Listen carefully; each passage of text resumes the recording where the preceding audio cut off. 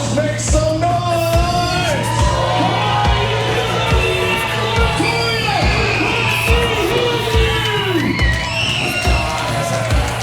This is a fight, not against the flesh, but against welcome to a night of matches inside of Ephesians Pro Wrestling.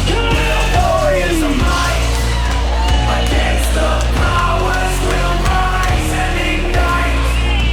Ephesians Pro. Josh Taylor, I've been waiting for that to say this.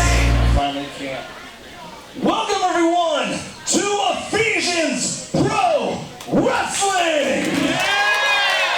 That's right, EPW, the new era of Christian professional wrestling starts tonight. And do we have a big show for them or what, Bobby? Absolutely, we do. The EPW faithful are here. 4 matches inside of a steel cage. And first off is the Texas title. Tell them about it, Josh. First off, we're going to have a triple threat for that Texas title. It's going to have the Ultimate Underdog Omega,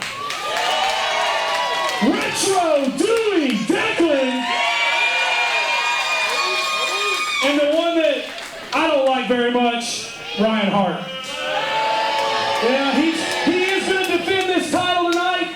No way to get out of it when it's going to be inside of a steel cage. The first fall walks out the champion. That's right. Whoever gets that pinfall, they don't have to pin the champion. Whoever gets the 1, 2, 3 is walking out of here as the Texas champ. Then we have a 4-way all-star match between Caleb Riley, Adam Asher the Apocalypse, Brixton Shaw, and the leader of the Bible Club, Johnny Lawless. That's right, that's right. 4-way, and that is an escape match. That one, the first person to exit the cage and have both feet hit the floor will be declared the winner. That's right, that means over the top or through the door, whoever's feet hit the floor first win that match. Then, we've got a huge tag team title match in the third match. We've got our champs, 50 caliber, Barry Brown and Langley in the building. They're going to defend those titles in a triple threat match, elimination style, against the Bible Club members, Aiden the Dragon and the Apostle Luke 9. And then we have Colt Smith and PFC Graham inside the steel cage. It's an elimination match, Bobby. So the first team that gets pinned, they're eliminated, and then we're going to be one-on-one. One tag team versus the other tag team. Winners lead the champs. Then in our main event, it's the match I've been waiting for so long, and the EPW faithful been waiting for, as Bam Bam Malone defends the EPW Championship against the Guardian. The Guardian never lost the heavyweight title. As a matter of fact, he was forced to relinquish the title after suffering an injury from Bam Bam Malone. Guardian's been on a warpath to get that title shot, and tonight he finally gets his opportunity. That's right, and you know, the Guardian's ready. I saw him in the back tonight, and I'm going to tell you what, revenge is coming tonight for the Guardian. He's going to get his revenge tonight on Bam Bam inside that steel cage. Absolutely, sir. You guys ready for some action? All right, we're going to turn it over to Adam. Adam, take it away. Thank you, gentlemen. EPW Nation, who's ready for a little bit of action? I don't believe you. With this many people here, my ears should be hurting right now. Who is ready for a little bit of action? Josh Taylor, the EPW Arena, aka the World Plan, is packed tonight with fans eager to see the new matches here in our debut of Ephesians Pro Wrestling. Yeah, I think we've got at least 230, 240 people inside the auditorium. The most people I have ever seen in my time here in the auditorium. And we are starting off Welcome to the EPW Texas title as the former champion, the Ultimate Underdog Omega,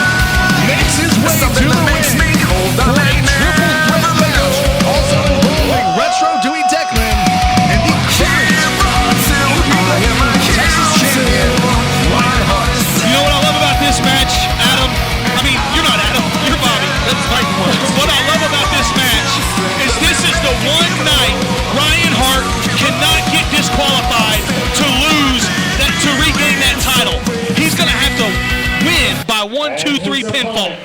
Ryan Hart has done everything he can to hang on to that title, except for legitimately defend it. He's trying to get himself disqualified, get himself counted out. Cheat, lie, steal, do whatever he can. It's caused Retro doing Declan, it's caused Omega. He's trying to pit the two of them against each other, but tonight it is every man for himself. And this is first brawl. One man, and only one man, can walk out the EPW Texas champion. And let me tell you something, ladies and gentlemen, that is a legitimate steel cage. The same kind of fencing that you would have around your backyard at home, that chain link fence. That cage is not forgiving. It doesn't move very much, and it does hurt very much. I've never personally been in a cage match. Bobby, you've wrestled before. Have you ever been in a cage match? I honestly, in my entire career, I've never been in a cage match. On one hand, I feel like I missed out because it was always on my bucket list. On the other hand, I thank God because I have a hard enough time walking around with back pain as is. I might not be able to walk around, period, if I've been in one of these. This will shorten, it not can, it will shorten your career. Yeah. Texas title holder, weighing in at 205 pounds, from Amarillo, Texas,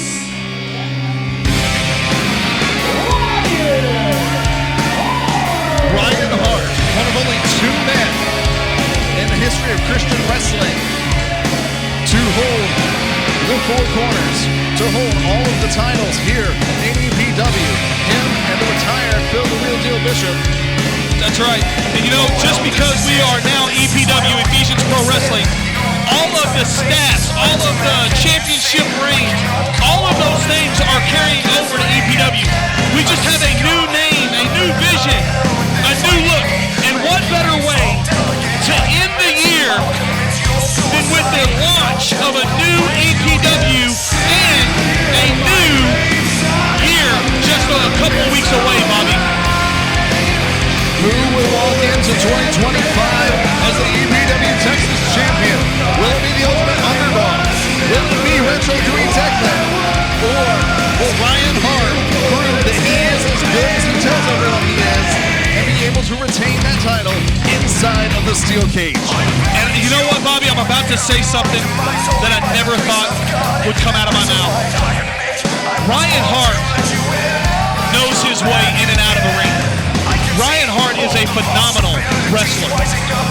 He's not a slouch.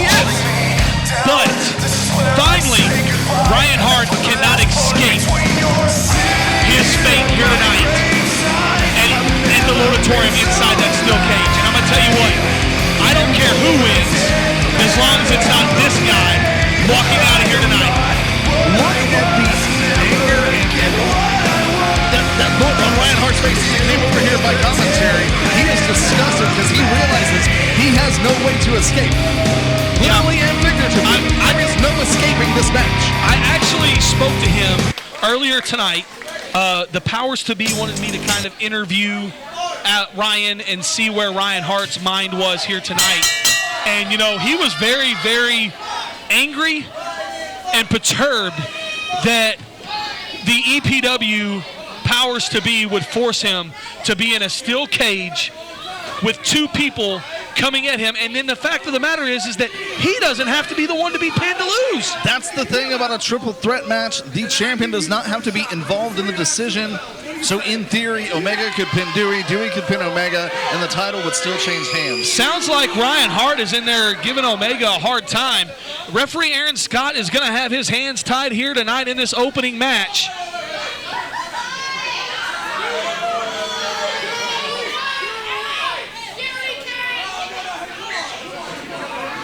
You see a lot of jaw jacking here between Ryan Hart, Dewey Declan, and Omega. It's like Ryan Hart's trying to get Dewey to work with him and eliminate Omega. I don't think that's going to happen. Oh, and Omega just gives him a right fist, Dewey. They're just trading blows, Bobby. Looks like a pinball going back and forth. And ladies and gentlemen, let me tell you this. We're in a steel cage. No rules, so you see it correct. closed fists right across the forehead of Ryan Hart. You see this double Irish whip, double hip toss to the champion. Now, I love the teamwork, Bobby, but you and I both know that at some point that teamwork is going to go away, and they're going to have to turn on each other. Double suplex. This is a great strategy, and with all due respect to Omega and to Dewey Declan, Ryan Hart has the size advantage. Also, he has the experience advantage. He has more experience than his two competitors combined. So I think this is a great strategy by Retro Dewey Declan and Omega. Yeah, because Omega's been a professional wrestling for what, 5-6 years? 6-7 years. Yeah. And Dewey's in his first rookie rookie season. What we would call splash. Here's the first count. And there you have it. See, there goes that teamwork. Now Dewey for the pin. 1, 2, and Omega pulls Dewey off.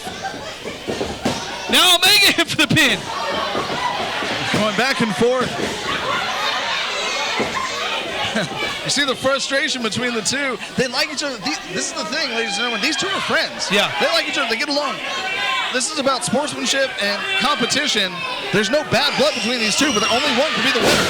Oh, and beautiful as you see Ryan Hart take advantage of Omega and Dewey arguing with each other to hit them both with a double clothesline, and that's the experience that we talked about earlier of that Ryan Hart has over these two guys. Oh, and a big kick to the midsection by Omega.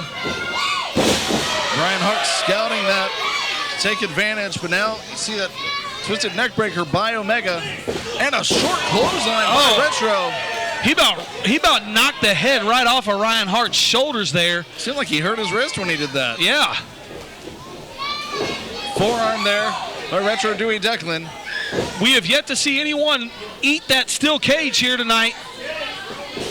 Oh, Ryan Hart just bounced off Ryan Hart's head just bounces right off of it. If you notice when he hit right where the crossbar is too. Yeah. There is no give there. Yeah, that's probably the hardest part of it. Oh! And he just bounced off that cage like a basketball off of a backboard, Bobby. That's Omega signaling to Dewey. Is Omega saying, now I want one? I think so. They might take turns. You know, look at this. Side effect by Ryan Hart. Dewey celebrating. Oh, nice Russian leg sweep. Beautiful. You know, for someone to be in their first year of professional wrestling, Dewey has come a long way and looks really good inside the squared circle. Fishers of Men suplex. Only a 2. You know, it's going to take a lot more than that to take out someone with the experience that Ryan Hart has, Bobby. Absolutely. Ryan Hart, multiple-time heavyweight champion, second or third time Texas champion, interdenominational champion, and tag titles more times than I can count. Yeah, and it looks like Dewey's going up to that second rope for that patented fist from the top, and he hits it. To Jerry Lawler. Is it going to be enough? No, Omega breaking the count. Just barely breaks the count. Omega may have saved himself a chance at the Texas title by breaking that count up. Absolutely. And Josh, this is just our first match. We still got a fatal 4-way escape the cage match. I mean, the excitement just seems like it's continuing to build and build as the match goes on, and I'm sure it's going to be that way as the night goes on. Absolutely. Now you see Ryan Hart, look here, he is opening the cage door. This is not an escape match. It's not, so it doesn't matter. You know, Ryan Hart can run all he wants, but he's not going to get out of defending this title here tonight. He can't get counted out. He can't get DQ'd. You're absolutely right. Big forearm there. As the crowd is getting all they want of this match here tonight, as they are in the seats with the fans. It's up close and personal. You look at referee Aaron Scott not attempting a count because there's no count out. Oh, and Omega's head just bounces off that cage. Ryan Hart fighting both men. No, what's he going to do? Remember, Dewey shook that hand. Oh! He may have broken his wrist. Yeah, he may have broken his fist. I mean, his hand. As Ryan Hart says, he's not going to be able to use that fist. You know that hurt, ladies and gentlemen. Is that corner post is hard enough, but just to have the. He just broke his hand. I think he broke his hand, and there's no remorse in the face of Ryan Hart as he comes over here to get a drink of water. Now he's got his championship belt in hand. It's still his right now. You know, remember, Bobby, that's the same arm that Dewey kind of shook off after the clothesline to Ryan Hart earlier in the match. That's a good point, Josh. Very astute. So that shows the awareness of Ryan Hart to key in on something that may have already been a slight weakness. Look at Omega trying to grab the belt away from Ryan Hart. Tug of war here. Oh, and Omega hits the floor. You can feel his body thud. And Dewey, Declan, look at the grit he goes back in. And now Ryan Hart with a clothesline down to Omega on the outside. Yep, Omega may get left on the outside here. What's Ryan Hart looking for? Oh, no, he's got a chain in his hand, Bobby. Is that chain got a lock on it? What's he thinking? It looks like it. Oh. Is he gonna? I've known Ryan Hart for a long time. I know exactly what he's thinking here. Is he gonna lock himself inside the cage to lock Omega out of the cage? I think that's what he's doing. And honestly, it might not be the right thing to do, but it's a brilliant thing to do. There's no disqualification. No DQs, and the only way Omega's going to be able to get back in is to climb over the top of the cage. But this is giving Retro Dewey Declan a lot of time to kind of see what the damage may be to that right fist. And again, that's the fist what a disadvantage he has. Yeah, that's the fist that he comes off that rope with when he delivers that punch off the middle rope. And Ryan Hart's got the key inside the cage with him. He's basically in the cage with a wounded animal in Dewey Declan. He's shoving the key into his right boot. Referee Aaron Scott trying to unlock the cage, but it will not unlock. Omega. And here goes Omega trying to climb over the top. Omega's trying to climb the cage. Oh! Falls down. Hart jumps up, knocks Omega off of the cage. Dewey Declan still is writhing in pain. Omega may feeling back into his hand. He probably fell, what, a good 6, 7, 8 feet in the air? Oh, he does! He hit him with the belt. Oh, nice! Retro slam! Nice retro slam. He's going to the top. He's looking for that fist again. Let's see what happens. Can he do it? His fist may be broken. He's trying to shake it off. Can he do it? He just hit the retro slam. He's looking. What's he thinking? Is he going to go to the top of the cage? Crowd chanting for Dewey. Oh, he said he's going to use the elbow, Bobby. Shades of Macho Man Randy Savage. Ooh, yeah. He's at the top. Dewey. Oh, beautiful elbow drop from the top rope. 1, 2, 3. We have a new champion, Bobby. New Texas champion in Retro Dewey Declan. Well deserved. Well deserved. Hard fought. Hard earned.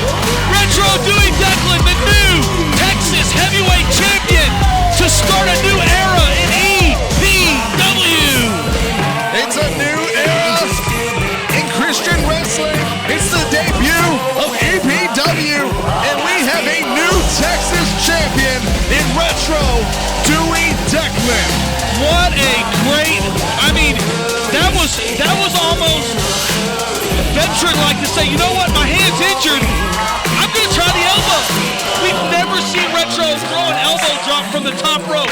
And that's exactly what he did. He pulled out all the stops. Pulled out all the stops. And watch out, here comes Ryan Hart to the table. Ryan Hart definitely upset as he loses that Texas title.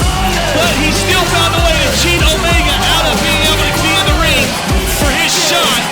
But well deserved by Retro Dewey Declan. I am sure the powers that be recognize that. Omega probably has a title opportunity somewhere down the line, but tonight we celebrate a new champion in Retro Dewey Declan, a changing of the guard, if you will, which seems to be the new thing. I tell you, Bobby, I don't know how we get any more exciting than what we just saw in that opening match, ladies and gentlemen.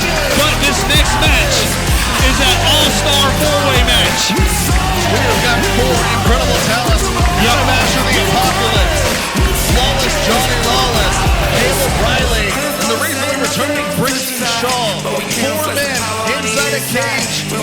The first one to escape, to have both feet on the outside, will be the winner.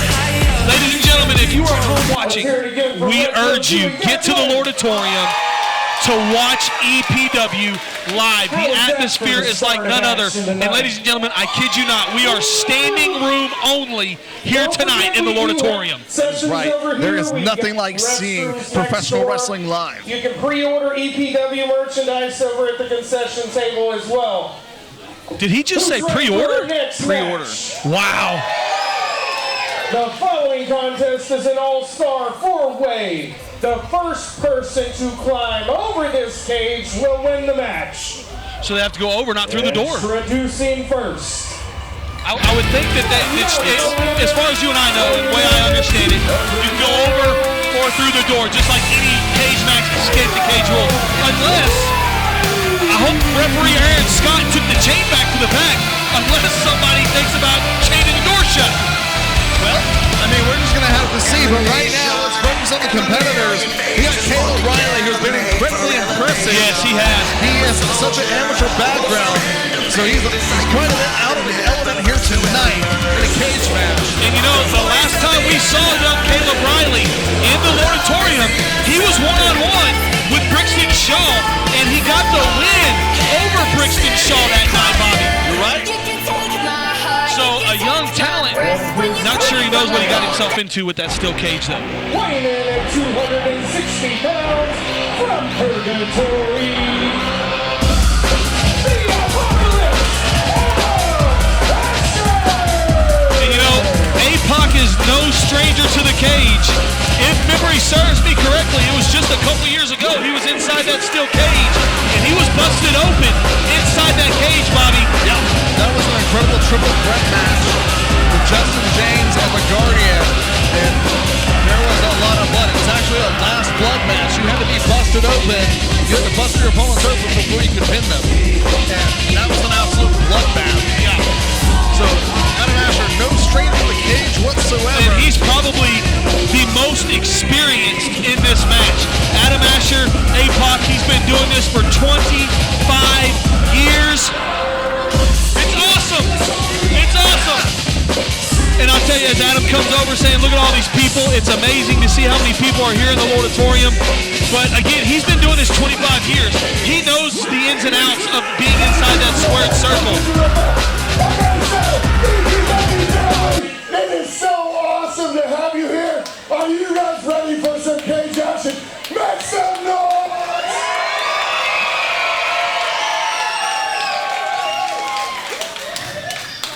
This is the beginning of something brand new, and I appreciate every single one of you. Thank you from the bottom of my heart. One more time, you guys ready to make some noise? And you can just, ladies and gentlemen, like I said, if you have not come to the Lordatorium, you have to get here next month because the energy it's just electric in here. And the third opponent in this match, weighing in at 18 stone from the whole of England,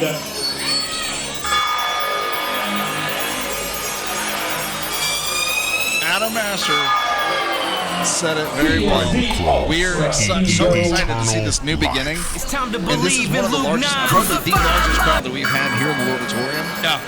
And what makes this special to me, to peel the curtain back just a little bit, we're doing a Sunday show.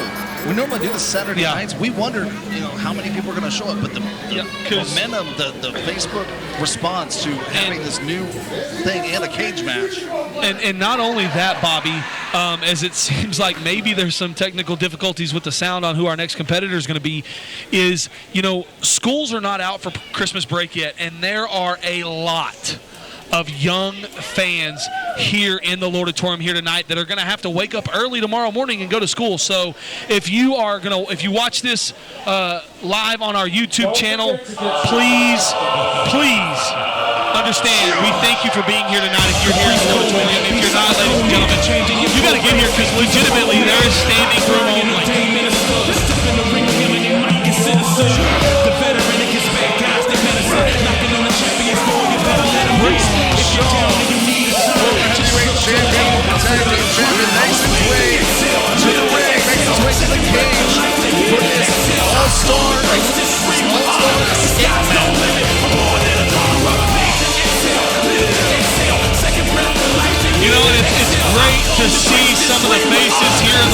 Auditorium here tonight as well.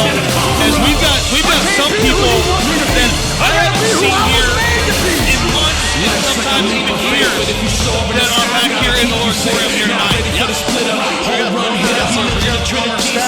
Former kids of wrestlers. We've got actually a lot of people from EPW Kids are here tonight. Yes, they are. A couple of them sitting right in front of us. David the Goliath right here in front.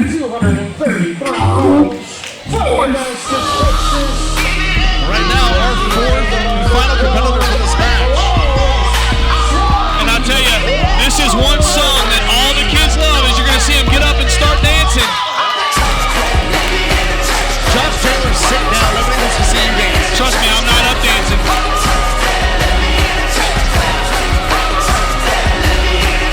As I said, David the Goliath is here in front of us, but unfortunately, Bobby, I believe he came up short defending his title a couple weeks ago. We have a new EPW Kids champion. Yeah. So, ladies and gentlemen, it's going to be a whole lot of action about to take place as Johnny Lawless is dancing down with some kids. But once the door closes to that steel cage, it's going to be on.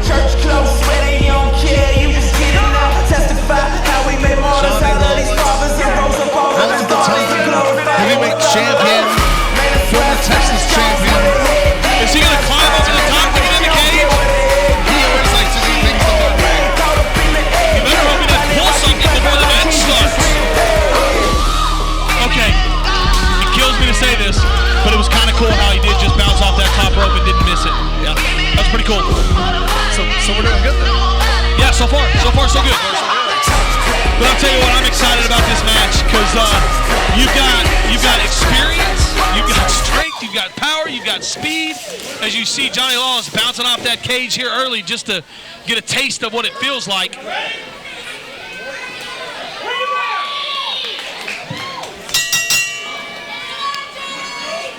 There's the bell. These four men sizing each other up. And honestly, how do you prepare for this? You don't. You can't, right? I say that I've never been a professional wrestler. You are a former professional wrestler, and I guess in all intents and purposes still could be a professional wrestler. That career was 50 pounds ago, but as a manager, I would think you got to scout your opponents, but it isn't about getting a pinfall. It's about incapacitating not one, not two, but all three of your opponents at the same time long enough to escape the cage. Oh, look at this. What's going on here? We got a waist lock. We got an arm hammerlock into a wrist lock. Yeah. Kelly? This is literal chain wrestling. Johnny Lawless backs away. Johnny backs off. Oh, look at him. Johnny's going to try to take advantage of it and escape the cage. Adam Asher realizes, wait a minute. APOC turns around and notices what's happening. He taps Brixton on the shoulder. Johnny realizes he's caught. You're right out there, buddy. You need to turn around and get down. Johnny said, okay. Johnny said, okay, let me rethink this. Hey, sportsmanship? You know what I'm thinking? Oh, no. I was hoping to see a chop from APOC. Oh, yeah. Oh! He just slapped the taste right out of Johnny Lawless's mouth. A slap from Brixton Shaw is like a chop from most people. Oh, what a drop kick by young Caleb Riley. See the applause there. Working together, but that's short-lived. Now you got APOC and Caleb Riley working together there, Bobby. Picking him up. Picks him up. What a beautiful suplex. Double vertical suplex by Adam Ashley, Apocalypse, and Caleb Riley. Brixton Shaw landing right on his back and writhing in pain now. Look at this. Adam Asher slams Riley into the cage, then to the other side. And that's something that young Caleb Riley, is he going to get all four corners? Oh, no. He falls before again. You know, I was going to say before I asked if he's going to get all four corners, or four walls rather, you know, you've got to understand APOC's a nice guy. But when he gets in that ring, you can't shake his hand because he's going to take advantage of you. Adam Asher is a nice guy. Apocalypse is not. Yeah. And when he steps in the ring, he walks out of Adam Asher and becomes Apocalypse. As now you see Johnny Lawless and Brixton Shaw tag teaming APOC. Double clothesline. Good teamwork there by Johnny Lawless and Brixton Shaw. Oh, and a shove by Brixton Shaw. Brixton Shaw is a very intense individual. He is. Oh! There is nothing he does half-heartedly. Oh, and they're just slapping the tar out of each other. But Johnny Lawless says he's part hood, part holy. Pray with me, don't play with me. And he feels like Brixton just played with him. Yeah. Big knee to the midsection. And now Brixton Shaw bounces right off of that steel cage.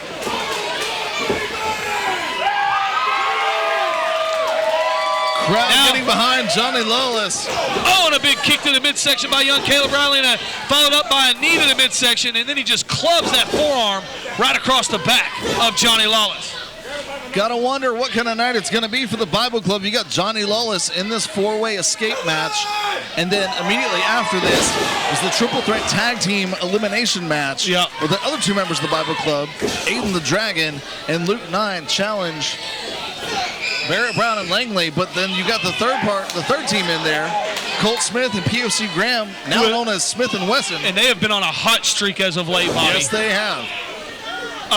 And you know, Bobby, we saw them in the back. I think the fans are going to like what they see when Colt Smith and PFC Graham come out tonight. Brixton Shaw just stomping a mud hole on Johnny Lawless. Look at APOC just, wow. APOC just suplexed Caleb Riley onto the cage. He bounced back into a corkscrew neck breaker. Nice counter there, incredible counter by Caleb Riley. Now some big shots in the midsection. Oh, and there's that patented headbutt that Brixton Shaw tends to use night in and night out when he's in a squared circle. Oh, nice counter there by Riley.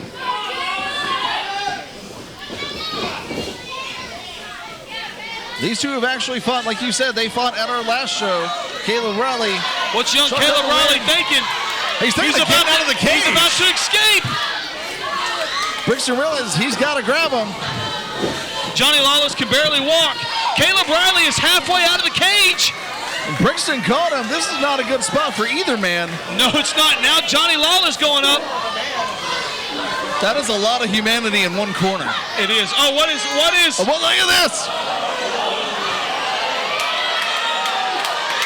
Oh my gosh! Did you see the ring?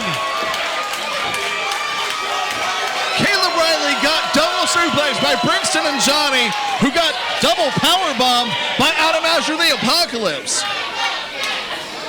Bobby, that was awesome. Can you say? Well, actually, now you can say you have now seen that happen, because I've never seen a suplex double powerbomb off the top rope. As Adam Asher now trying to escape the cage. Adam Asher climbing up to the top. Brixton Shaw now going up after Adam Asher. Gets a face full of steel for his trouble. Oh! Now so does Adam Asher. Oh! As they are just trading headbutts and... Oh! Russian leg sweep off the top of the cage. Oh my gosh, all of these guys are pulling out all the stops here tonight for this first EPW show, Bobby. This is why it's an all-star match. I'd say it's a 5-star match. I would rate it 5 stars, but you definitely have 4 all-stars in that ring right now, and a Hall of Famer. That is right.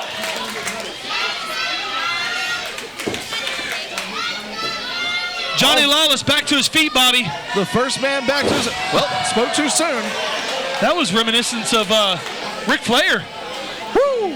When you think he's going to get up and walk around, he tends to just fall back over sometimes. Sometimes. You know, I was gonna say this earlier, and now it's probably the perfect time to say it, but this may be the easiest match that referee Josh Hudgens has to referee here tonight, as he's got that main event later tonight. Absolutely. The referee really is just there to say whose feet hit the ground first. No. Oh, young Caleb Riley. Submissions. Young Caleb Riley goes after that knee of Johnny Lawless as he wears the knee brace. And then Johnny Lawless comes down, all of his weight on that knee, Bobby. Johnny Lawless has had knee problems in the past. And you mentioned being concerned when he climbed over the cage to start the match. Yeah. And now, looks like he tweaked it a little bit. Well, it was very smart on the eyes of young Caleb Riley to go after what he saw as a possible weakness. Oh, what a beautiful, beautiful drop kick there by young Caleb Riley on APOC. What's he thinking? APOC uncharacteristically took a little bit too much time there. I think he was trying to figure out what exactly to do with Caleb Riley. Caleb seized the moment. He seized the opportunity. Now he's trying to make his way up the cage. APOC just shoves him into that steel cage. Adam Asher is just worn out. Caleb Riley collapsing down. Brixton Shaw now up to his feet. Kicks Johnny Lawless. Right in the rib cage. Beautiful snap suplex. Great move there by Brixton Shaw, who now goes to the corner and is climbing up to the top of the cage. Can he escape? Brixton may win it because he is the only. Oh, what's he thinking? Oh, he goes for a frog splash and Lawless moves out of the way. I think his pride cost him there. He had an opportunity to try to escape the cage, but he wanted to inflict some damage to make sure that Johnny would stay down. You know, no pun, but it says pride comes before the fall. The pride was at the top, and it came right before he hit the fall. Down.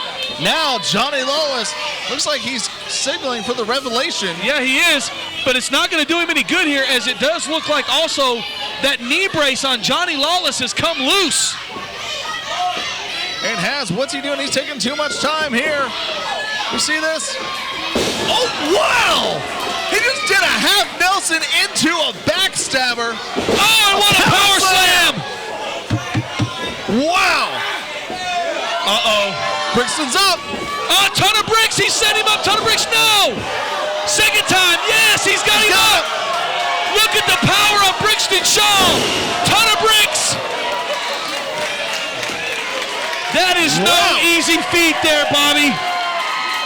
APOC's about 260 pounds, and he just picked him up. I think it was nothing. Now we got Texas Slam, counter. Shoot into the rope. Looks like Johnny did a drop kick to the knee. That's exactly what Johnny did.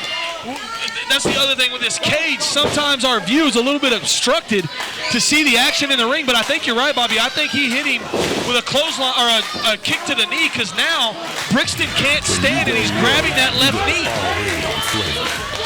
Referee Josh Taylor coming to open the cage to check. That is the other reason he's here, to check on the condition of the competitors. Johnny, the door is open. He is checking. He's shoving referee Josh Hudgens out of the way. Josh telling him to get back. He is checking on Brixton Shaw. Brixton climbing his way over to the corner. Referee Josh Hudgens checking on him. Johnny tries to go back over there. Josh Hudgens telling him to get back. You know, Brixton writhing in pain. I can understand the frustration, though, on Johnny Lawless's part. This is a no pinfall, no submission. You're going to have injuries inside of a cage, right? It's the responsibility of the referee. Look, he just shoved the ref into all of the opponents. He was hot dogging it the whole time. Whoa! But here's the problem. There's no referee to signal for the bell. Well, I mean, I think everybody can see, though. He's on the outside. Johnny catching him, giving him right hands. I don't know that it's that smart, though. Uh-oh, wait a minute. He just has to... Wait a minute. All three men. Oh, this is not going to be good for Brixton. Oh, he eliminates Caleb Riley as he bounces his head off that steel bar. Puck is down. It's Johnny and Brixton fighting on the top of the cage. Oh, Brixton headbutts Johnny Lawless. And there it is. And your winner, the Alter Ego, Brixton. What a match! You know, I will say this. Wow. Brixton Shaw had us all fooled, Bobby. He did. We all thought he was injured, but he was hot dogging it the whole time. He was faking the knee injury, lured the referee in, and then used the referee to his advantage. Brixton Shaw has been around this business for a very long time, and he's been a student of this game. And you saw it here tonight. Why? He outsmarted his opponents, he outsmarted the ref, and he had all of us fooled. Yep. And, I mean, at the end of the day, there's a W there by the name of Brixton Shaw. Yep. For the debut of EPW here in the Lordatorium. And you know, no better way to start out the new EPW than with a steel cage show.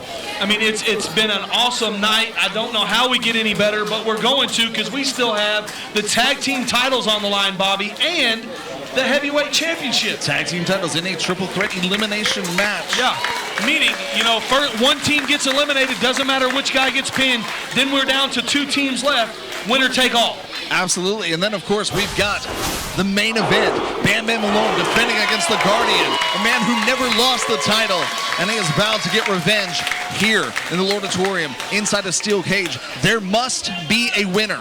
That's right.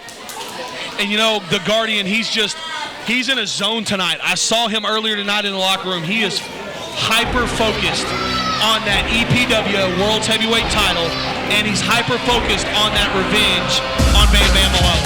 Bam Bam Malone had an impressive showing last month, absolutely destroying Johnny Lawless. Yeah. He's no slouch. No. He's a champion for a reason. He's cunning, he's calculating, and tonight, he might still be our champion. He very well could, but you know, Guardian's got his work cut out for him. there's a part of me that as we go into a new era, in a new direction, rather, there's a part of you that feels like you have to have someone like the Guardian carry that EPW heavyweight title into that new year. But he's got to be able to earn it, and he's got his work cut out for him against Bam Bam Malone. Like that. That's all we have in my seat. At this time, please welcome to the ring our color commentator, Josh Taylor.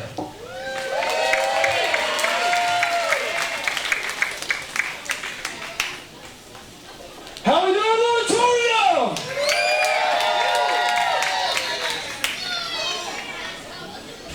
Let me hear you. How you doing, Auditorium?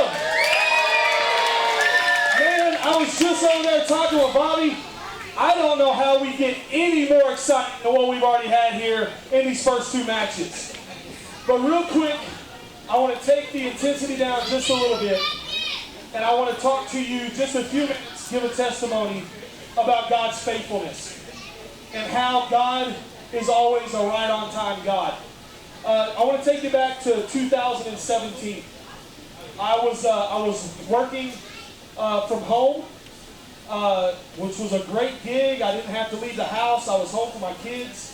And then that company called me and told me that I was going to be getting laid off. The company was bought out, was going a different direction, and I was going to get laid off. My wife can tell you I'm a person that worries. So I started freaking out. I didn't know what was going to happen, what I was going to do, where I was going to go, any of those things. So we turned to God. Because the Bible tells us in Matthew chapter 7, verses 7 and 8, ask and it will be given to you, seek and you will find, knock and the door will be open for you. For everyone who asks receives, anyone who seeks finds, and those who knock, the door will be open. So I really focused on that scripture, and my wife and I just started praying and seeking God's face and just asking for God's direction. And we were set to go on vacation because it was in the summer.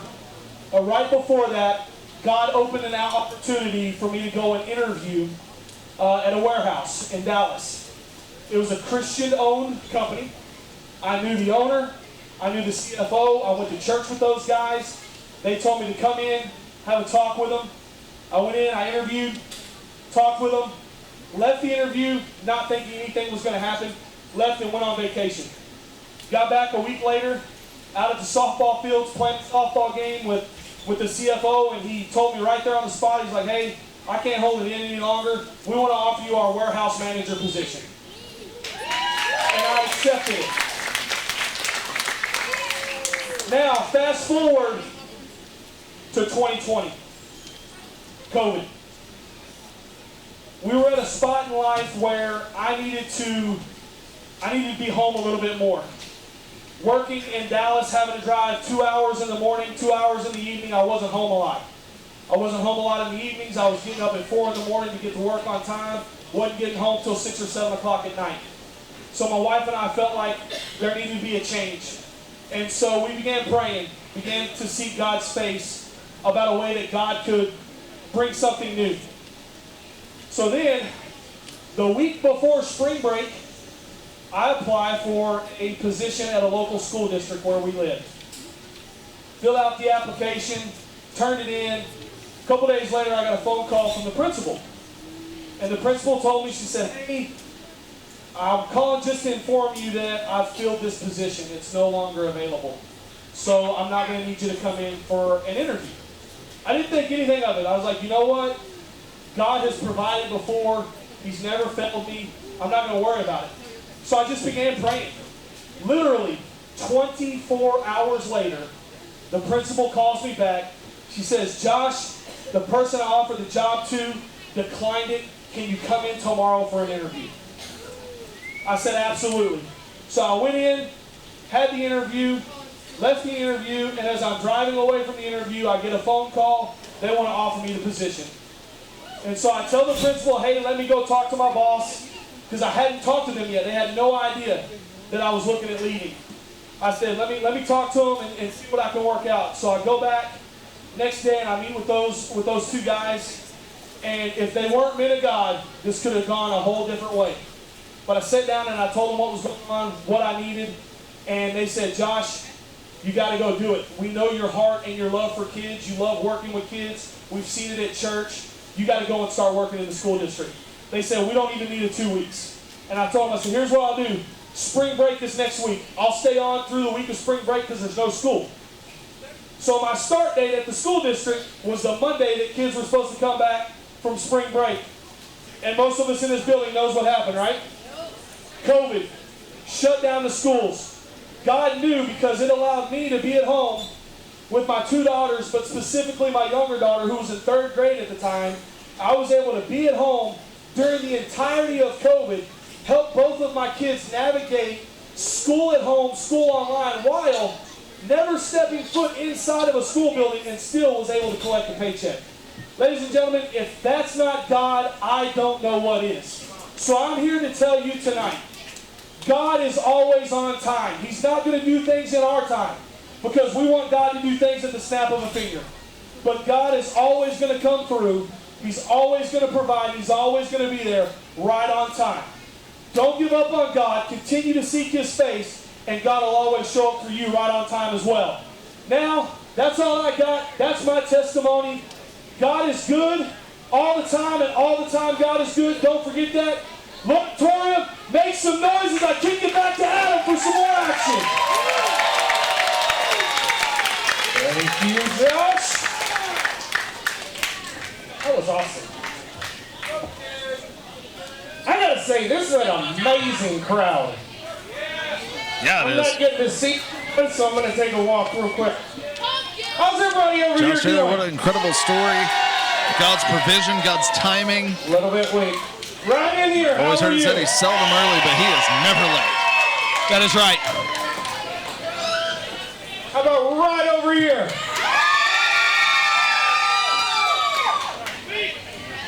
How about over on this side?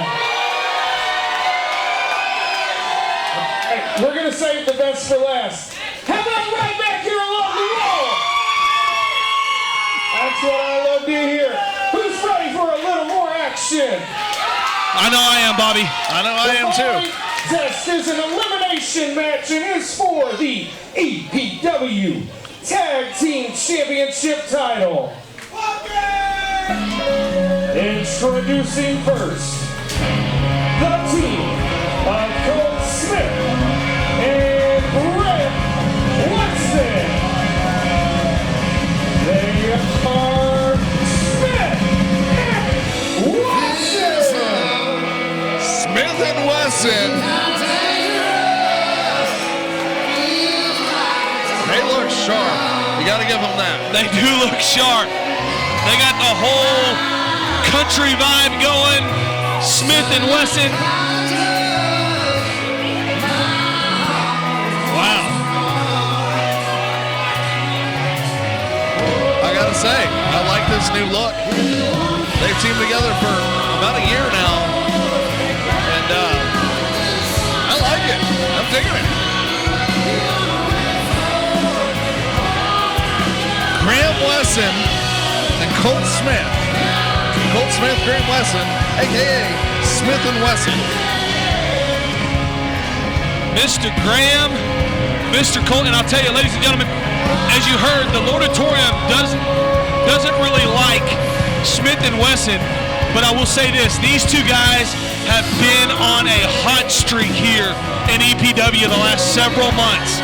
They are a great tag team, and they work really, really well together. Graham Wesson, 17-year pro, was the longest reigning heavyweight champion, former tag team champion with yours truly. Well, he was the former longest reigning until Barrett Brown came along.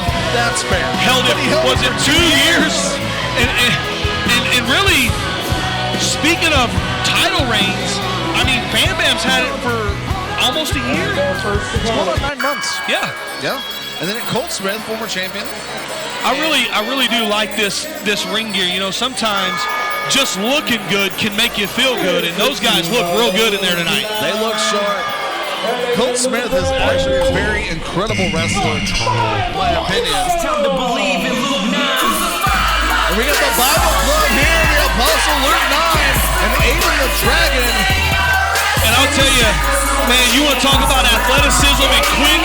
That is all Aiden the Dragon, who also is a rookie. That is absolutely right. And the Apostle Luke 9, incredible athlete as well. I love watching these two. Their intensity. They've got charisma. They've got athleticism. And as you can hear, they are fan favorites. Yep, they are. Could they walk out tonight, tag team champions? It's going to be tough because I'm telling you, like you said, Graham, 17-year veteran. Smith, he's been doing it for what, at least 10, 12 years? So you got a lot of experience in the ring, but not only that, you've got one of the best professional wrestlers I've ever seen in the champion and his partner, Barrett Brown, the stray dog. And Langley, 16 years old. 15. That's right, 15 years old. And what's incredible?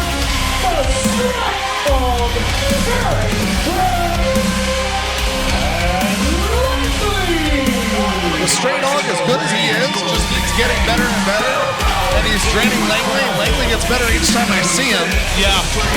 Now, here's something that I find interesting, Josh, is Langley and Barrett Brown won the tag titles from the Bible Club, but it wasn't Luke 9 and it wasn't Aiden the Dragon. It was Johnny Lawless and Big Fitz in his retirement lost the tag titles to Barrett Brown and Langley. So this is an opportunity for redemption for the Bible Club. Yeah, and I'll tell you, Barrett Brown is no stranger to being in tough matches. And I guarantee you, ladies and gentlemen, Barrett Brown has Langley every bit prepared for what he's walking into here tonight. I feel sorry for the referee here trying to keep any kind of order. You got 6 men in the ring. Now, these are tight quarters. They're going to have, I don't know that somebody can be on the outside. So you've got all 6 men going at once, trying to score a pinfall. It's going to be a challenge. Aaron Scott's got his work cut out for him tonight, that's for sure. I guess they could come on the outside, but according to what I've understood, the pinfalls have to happen inside the ring. I was meaning even standing on the apron. Like, there's no room for that. Crowd solidly behind the Bible Club. Yeah, but they were behind Langley and Barrett Brown as well. There's the bell. You see some jaw jacking, and the champs are just standing there watching. Oh, look at that. Luke Knight gets the action started. Bible Club teaming up on Graham. And then you got the champs ganging up on Smith. Oh, Smith and Wesson just ate the cage. they did. And they ate it. Oh my gosh, the door flew open. This is an elimination match. Now, my understanding is once one competitor is eliminated, his entire team is eliminated, if I'm not mistaken. Yes, that is the understanding that I have as well, Mr. Graham. So I've got to ask, any relation? You and, well, I guess not. His first name is Graham. Your last name is Graham, so no relation there. That's how names work. And look at Graham and Wes. I guess they don't want the tag titles that badly. Well, Graham out on the outside here, rinsing in pain. I think they're trying to call timeout. Referee Aaron Scott almost ate the cage door. You know, this may be strategy by Smith and Wesson here. You know, they may be saying, you know what, let's let these two guys take each other out. Yeah. Let these four fight, and then we'll come in fresh. We call winners. Graham says it's not supposed to be 2-on-2-on-2. See the sportsmanship here between Bible Club, Barrett, and Langley. We are not going to see that kind of sportsmanship from Smith and Wesson, that's for sure. Look at Graham. He's just standing out here almost like he's stalking his prey. Yeah, but look at the action in the ring. You got all four men just firing shots at each other. Double Irish Whip reversed. Do-si-do. I don't know where I've seen that before. Oh. This is too fast to call. Oh, a double splash in the corner. The champs are in trouble. Irish Whip reversed. Oh, Bible Club eats it. Double suplex is in stereo. Yeah, double suplex there. Surround sound. Oh, Graham is getting into it with the fan out here in front, Bobby. Oh, super kick. That could be it. Oh. Big kick there from Aiden the Dragon as well. Langley barely up to his feet. Flying reverse elbow by Langley right to the jaw of Aiden the Dragon. Down. And you see Graham Wesson there scouting, opening the cage door, trying to pick his spot.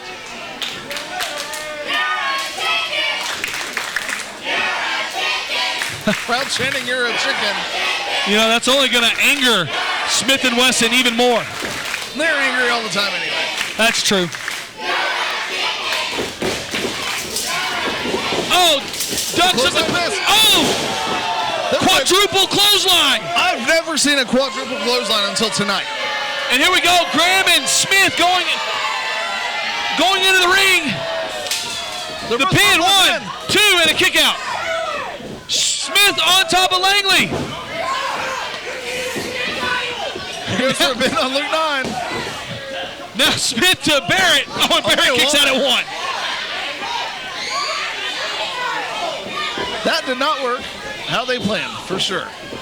Wait. Oh, no. He's throwing Barrett to the outside. That's probably smart. Get rid of the champ and his trainee. Well, his trainee is the champ, too. Well, yeah. You're to the champions. As the champions are laid out on the floor, and now Smith and Wesson going in on the Bible Club. Boots to Luke 9, and knees to Aiden the Dragon. And again, ladies and gentlemen, you may be thinking to yourself, how are they getting away with the choke, and why are they not counting them out of the corner?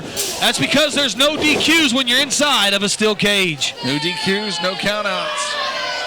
It's pinfall or submission only. And once again, this is an elimination match. What do Smith and Wesson have in store here? Are they thinking double suplex from the top rope? Could be. From the second rope, maybe. Luke sees that his partner's in trouble. He goes in and he hits Graham right in the back. Graham bounces off the cage. He's got Colt Smith now. Colt Smith and Luke Knight have had some incredible matches one-on-one. Now we see them in tag team match and triple threat tag team match inside a steel cage. But they have forgotten about the high-flying Aiden the Dragon left on that top rope. He's going to the top of the cage. He's on top. He's on top. What's he thinking? He's not thinking. He's going on momentum right now. Oh, flying crossbody from the top of the cage. Oh, my gosh. The carnage. Barrett Langley can't believe it either. He was 20 feet in the air. I can't believe it. There's no way. Oh, there's a pin. Oh. I thought that was it. Graham barely kicks out at 2. I thought that was it.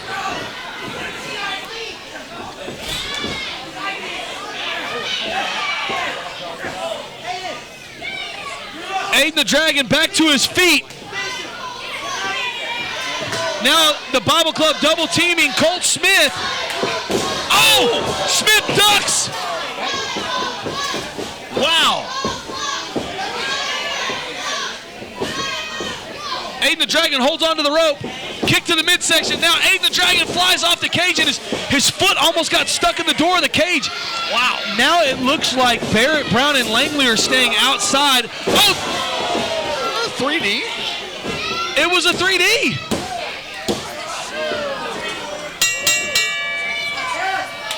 So that means that the Bible Club has now been eliminated.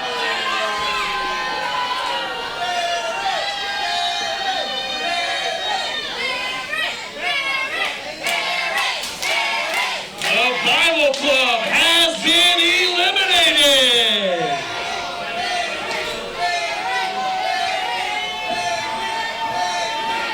So now the Bible Club has to evacuate the cage, and now we have a 2-on-2 straight-up match for the tag team titles.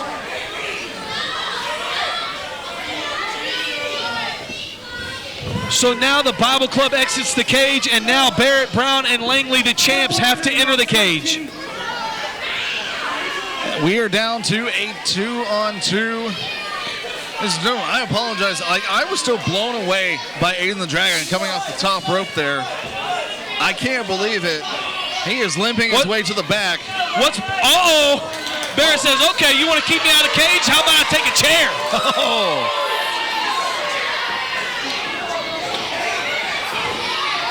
Barrett with the equalizer. I guess if there's one way, if you want someone to back up, that's one way to do it. Get the steel chair out.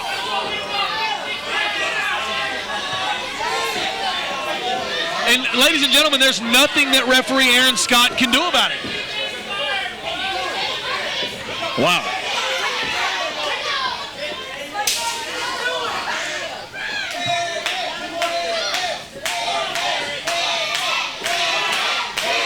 We are down. He just throws the chair aside.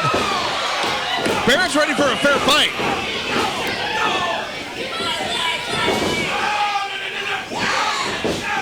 Now you have Graham and Wesson in control as Graham takes an elbow from Barrett, catches the boot.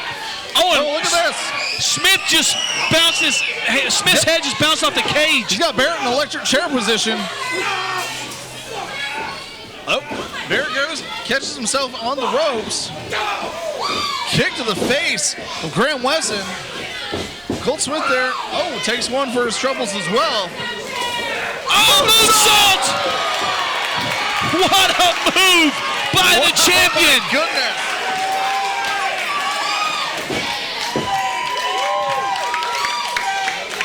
Just because you cage them doesn't mean they can't fly. That's right. Oh! Kicks in stereo. In tandem, I might add.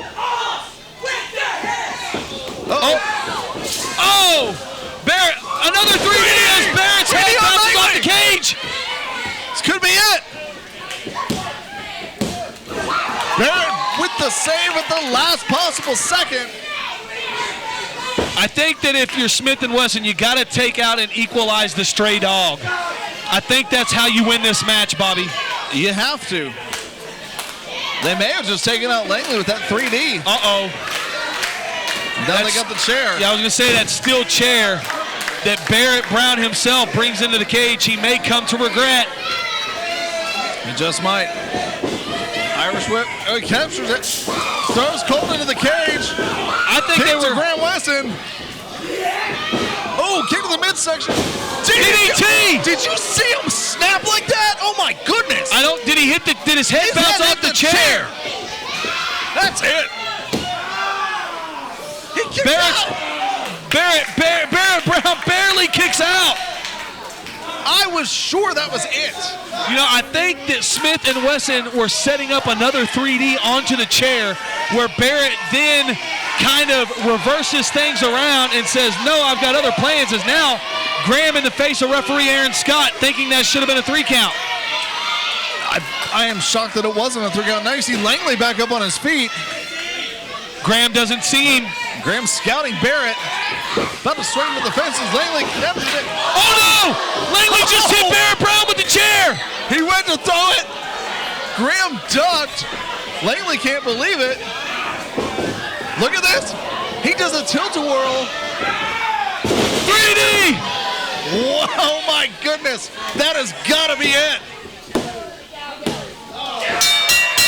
And we have new tag team champions. Wow. What a turn of events, ladies and gentlemen, as Barrett Brown gets hit in the face with the chair by his own partner by accident, and the Lordatorium's letting you know what they think about Smith and Wesson winning the tag team gold. Crowd is furious right now as they feel that Langley and Barrett got robbed. But honestly, they didn't. To be fair, Barrett brought the chair in. He did. And fan favorite or not, you bring a weapon involved, you take a risk. You take a risk, and that risk came back to bite the champions, Barrett Brown and Langley. Former champions, Barrett Brown and Langley, and we now have, so we've had 2 title matches, 2 new champions crowned with the main event to come, Bobby. The main event, Guardian versus Bam Bam. This is a match we've all been waiting to see. Guardian's out for blood, but is his desire for vengeance, is his desire for justice going to distract him where he can't think clearly? Yeah, is it going to blind the actual goal that's out front? The anger, the bloodlust is on the Guardian. Yeah. Bam Bam couldn't care less about the Guardian. Bam Bam just cares about winning. Bam Bam cares about Bam Bam. Bam Bam cares about retaining the EPW Heavyweight Championship. I mean, he calls himself Bam Bam Alone, and he stands for the 3 G's: gold, girls, and glory. So all he cares about is that gold that's around his waist right now. You know, and Bam Bam has made it personal, Bobby. He went after the Guardian's son a few weeks ago, or a few months ago, in a promo talking smack to Brody about the Guardian and what he was going to do to his dad inside the steel cage. Like, once again, it's about mind games. This is a very physical sport, but it's just as much psychological. If you can get in the head of your opponent where they don't think clearly, the majority of the battle is won. Well, and I'm gonna compliment you, because I don't know that I ever have before, Bobby. But when you were the manager of Hart's Legacy, that is one thing that you were very good at, was getting into the head of your clients' opponents that they were going to face. You knew how to play those mind games to give your team the upper hand. I must say, you are one of the greats at that. Thank you, I appreciate that. Never thought I'd hear a compliment from you, but there's a first time for everything. It's a new era. It's a new era. And ladies and gentlemen, I don't know how EPW gets any better than it already has. Did you see that? Did Langley just shove Barrett Brown? Langley just shoved Barrett. Oh! What? What in the world? What is going on with Barrett Brown? Barrett Brown, okay. Barrett Brown has put some dark things on social media lately. I think he's been going through something. What? Wait. What is this? Now Omega getting in his face. Oh! He may have knocked Omega into next year, Bobby. Barrett has lost it. He's so mad he's shaking.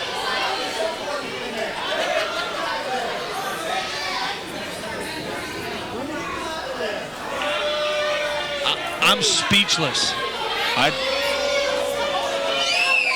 I don't know what's going on here. Referee Aaron Scott better watch out. Uh-oh. Oh, he's locking the door.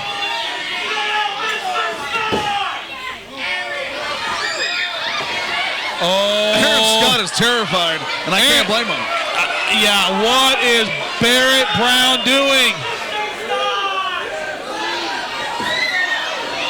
Goozled Aaron Scott.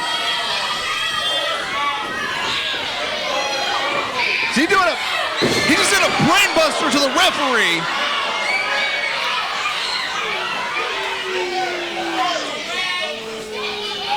What is happening? What in the world is this?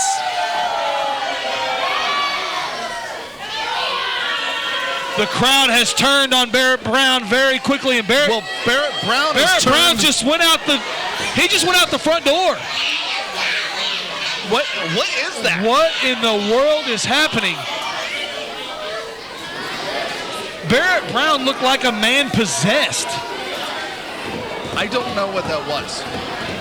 Here comes the Bible Club out to assist, and ladies and gentlemen, we have no Taylor, I don't know what just happened there.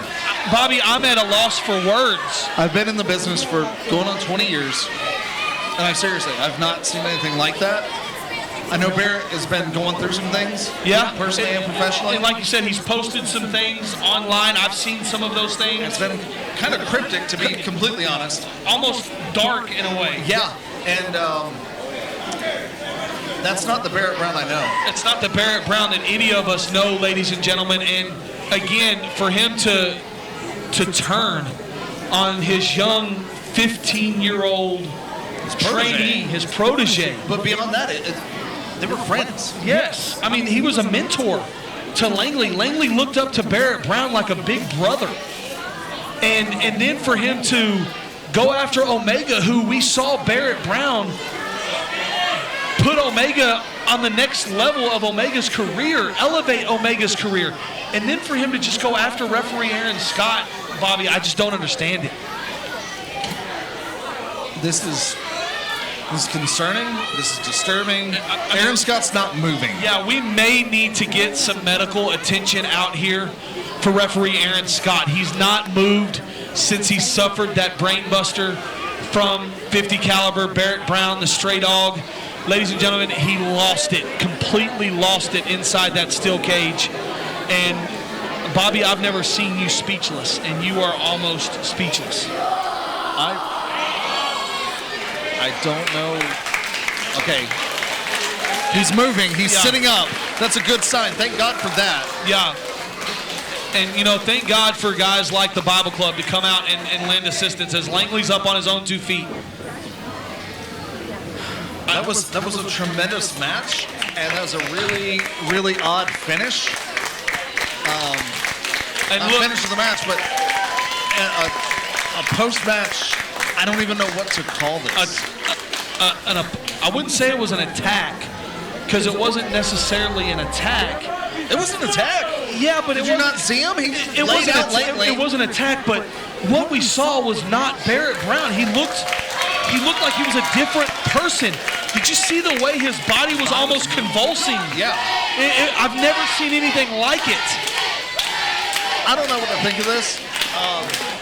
Ladies and gentlemen, but we've got a main event we got to get to. We do, and referee Josh Hudgens is in there checking the cage, making sure all things are good to go on the steel cage. But before that, Bobby, before we get to the main event, I think we have Captain's Corner here about to happen. At this time, we're going to slow things down just for a second, and we're going to bring a gentleman who does a segment here every single month.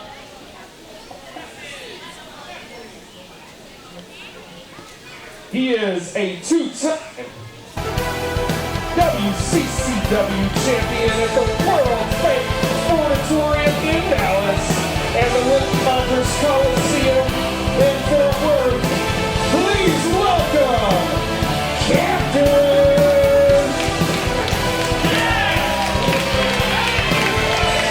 Both of our former, Captain's Corner, and I was going to say both of our former commentary partners. We both worked with Captain here at the table. Yes, we have. That was the thing. This Captain's Corner is going to be intense. I have a feeling, Bobby.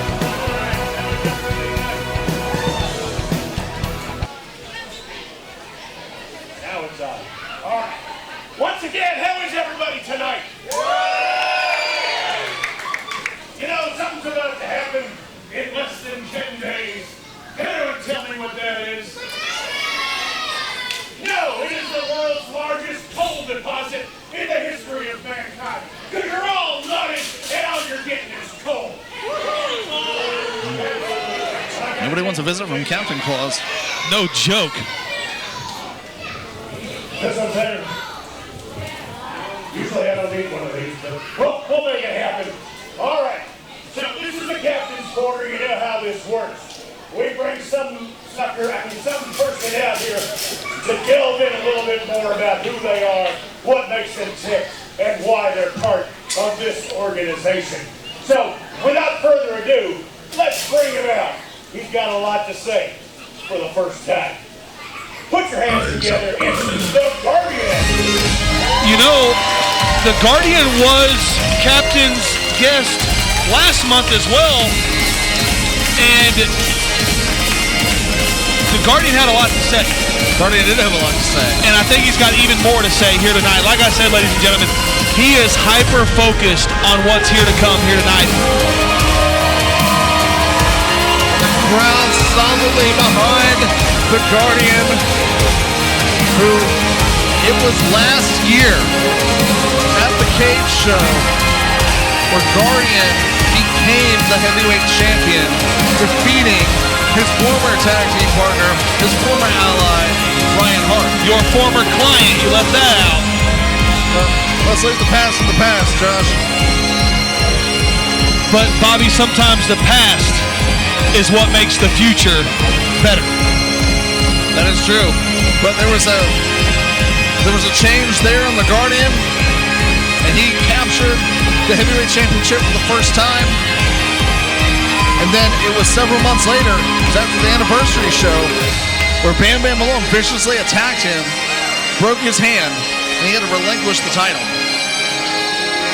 He never lost the title, and tonight he has the opportunity to regain said championship. There you see him hugging his son Brody, who you mentioned earlier. And you know, there's one thing that the Guardian loves. He loves professional wrestling, but the love that he has for his son Brody is unmatched. Guardian, definitely a family man. All right, well, Guardian, aren't you all huggy and handshakey tonight, walking around the room? You know, here we are, end of the year, first of the year coming up. January 11th is the first show of the new year, and it's supposed to be something else. Because I understand you're the big cheese now. You are the man with the moolah. You are the man that's making the decisions. What makes you qualified to think you're going to do things like that? You have no experience in things like that. I'm telling you right now, Guardian, this is going to be an exterior way of making things go your way, and it ain't going to happen. So, do you have anything to say to that? Are you done? Never. I'm never done. As a matter of fact, you know, I don't like change. That's the way things are. And I tell you what, you know what you need? You need to remember the history of the Christian Wrestling Center. He just... Let me tell you something, Captain. Hit him! There is a new era. And it's called Ephesians Pro Wrestling. And here in just a minute, I'm going to talk a little bit more about it. But for now, if you want to stay in this company, I suggest you get with it. I have never seen anyone tell Captain what to do. It's about time. Else, Captain. It's been 1 year since I stood in this ring and Bam Bam broke my arm. And I laid down that belt with the intention to never come back. But I cannot allow that baboon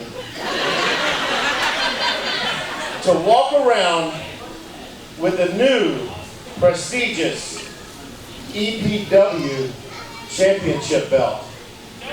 Because I'm putting my life on the line, and I promised my wife if I lost tonight, I will consider never wrestling again. But I'm going to be honest with you, nobody get upset. Because I can promise you, I have a lot of built-up aggression for Bam Bam Malone. And I have a broken arm to show for it. And tonight, it's my night. Tonight is their night. And tonight is the beginning of something that is going to be unstoppable. We are going to go across this state, across this nation, and across this world, changing lives for the better as soon as I get my belt back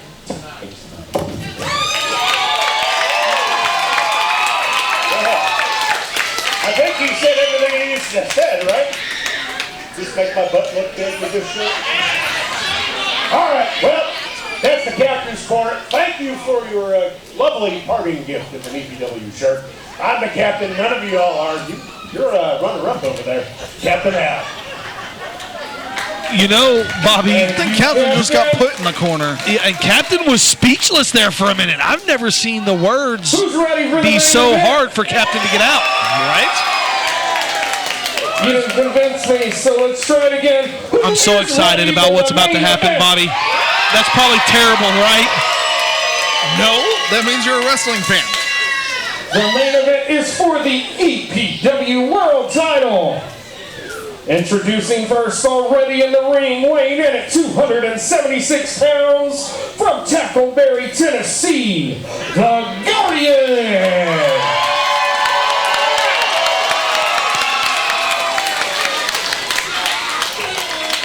Ladies and gentlemen, like he said, he's got so much built-up aggression. Like, he is, again, hyper-focused.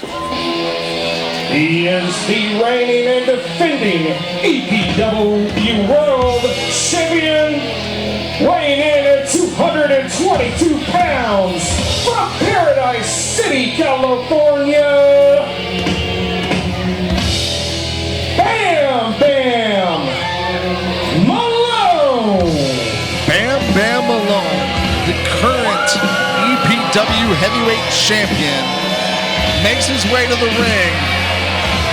All the cockiness and arrogance that one could possibly have, but I just saw a big sigh come from him as he realizes he's going to be locked in the cage with the Guardian. He's got nowhere to run.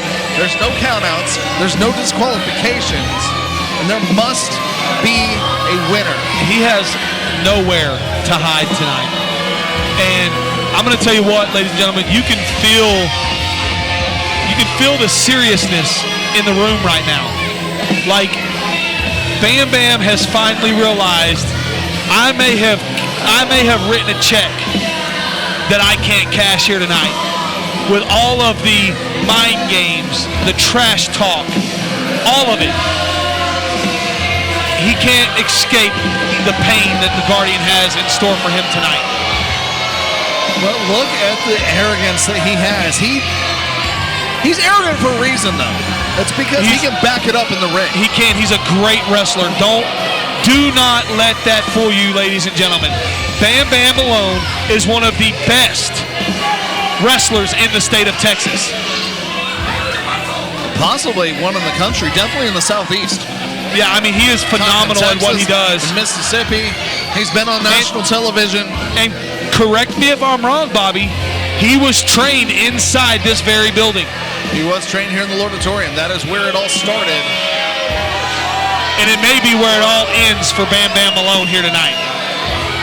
It could be. But the Guardian This contest has his work is cut a out for no him. disqualification, anything goes match.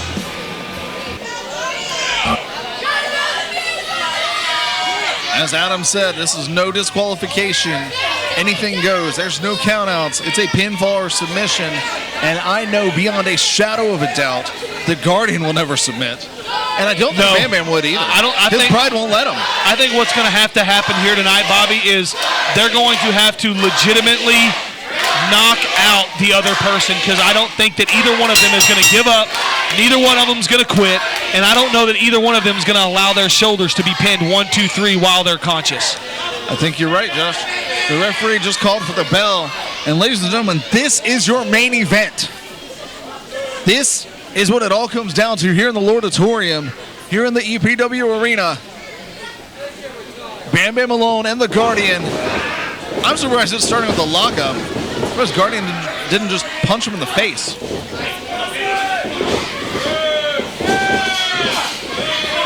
Dragging, collar and elbow tie, dragging all the way around the ring. You know, where the Guardian is going to lack in speed, he makes up with power. Oh! He goes for a chop and his hand hits the cage. You know, the Guardian said that if he has the opportunity, he will snap that arm in two. I can't say I blame him. Guardian more Old Testament eye for an eye. So I could definitely see him trying to do that tonight. But he needs to stay focused. This is not just about revenge. This is about winning the championship. Yeah, it's about bringing the belt home to EPW where it belongs. Oh, and a big chop. You don't want to get into a chopping match with the big man. Nice forearm, though, there by the champ.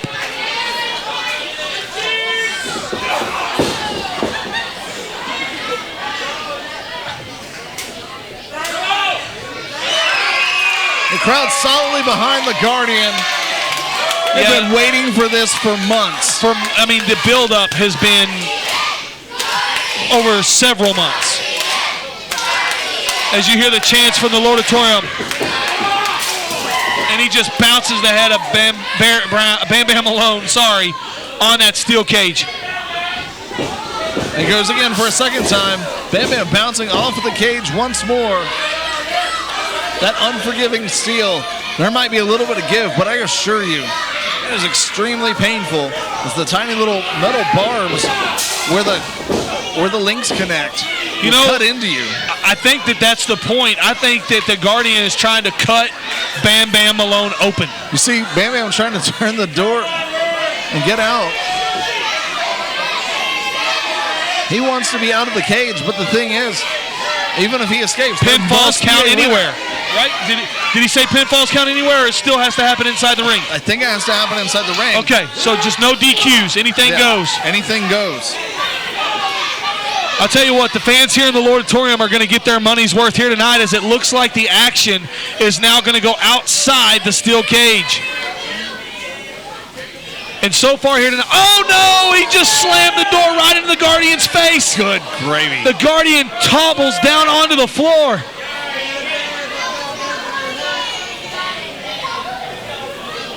Keep an eye on that right hand of Bam Bam Malone as he keeps shaking it. It hit that steel cage here earlier.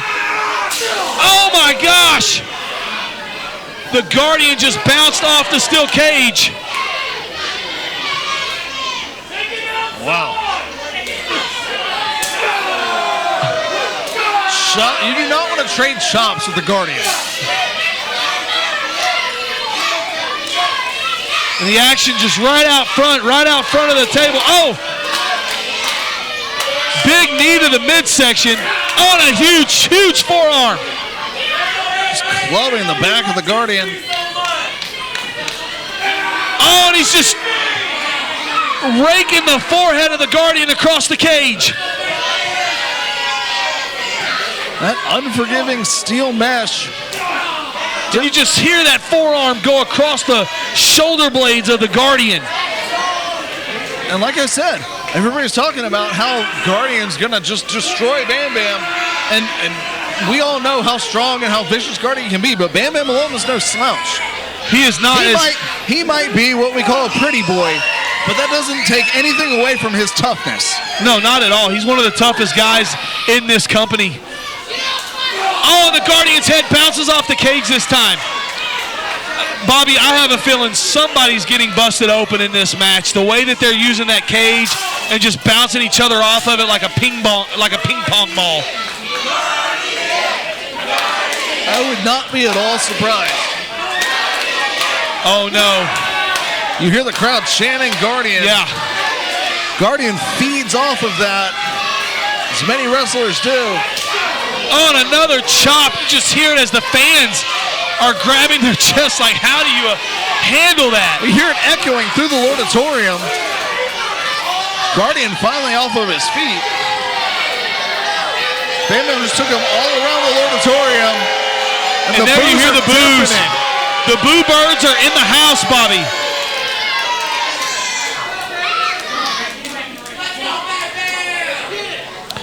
Did I just hear a "Let's Go Bam Bam" come from the crowd? That gentleman better watch out. He might get jumped. Look at that. Oh, no!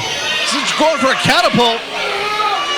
Oh, my gosh. He catapults the Guardian right into the steel cage, and his head bounces right off of it, ladies and gentlemen.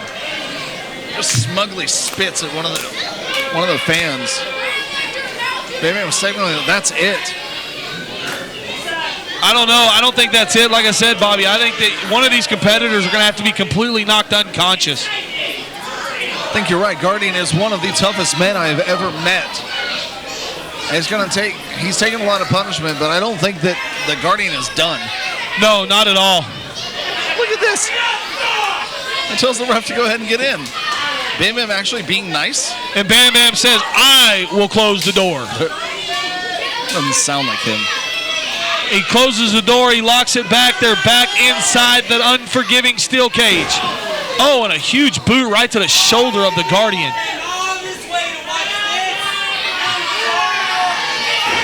Just stomping on the back of the Guardian. I think he's making a mistake here. He's giving Guardian time to recuperate. Yeah, and I'm telling you, man, the fans definitely... Bam Bam is not a fan favorite here tonight. He is getting under the skin of the faithful here in the auditorium. Once again, Guardian slammed face first into that steel cage. Guardian taking a lot of punishment. First pinfall. Only a 2 count. Now he's toying with him, Bobby, as he just barely kicks him in the head. Bam Bam being calculating. You see, in boxing there was the saying that you fight a boxer and you box a fighter. And I think that's the strategy that Bam Bam has taken here. Guardian wanted to go in guns blazing and ready just for a big fight.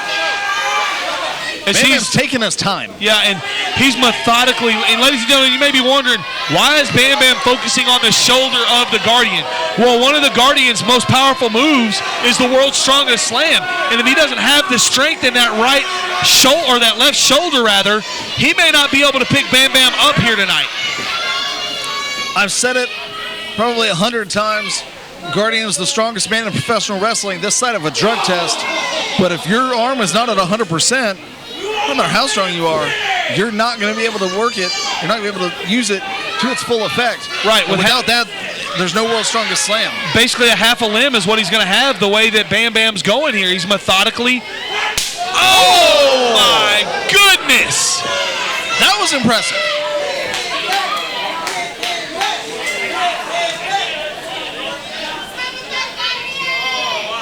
And Bam Bam is just totally in control here. Oh, what a drop kick by Bam Bam alone. And a kick out by the Guardian at 2. I'm not sure how he kicked out of that. That's pure instinct by the Guardian. In the words of our former fallen friend, Phil the Real Deal Bishop, he just went to parts unknown to kick out from that pin, Bobby. Now you see Bam Bam alone climbing up to the top of the cage. I'm not sure what he's got planned here. I think he was jaw jabbing with a fan, actually, Bobby. That's exerting a lot of energy to talk some smack. Not saying Bam Bam wouldn't do it, but If I'm in the cage with the Guardian, everything I have is going to take him out. Now you see right fist just flying. Referee Josh Hudgens can't do a thing about it. There's no disqualification. Yeah, that closed fist is completely legal inside a steel cage.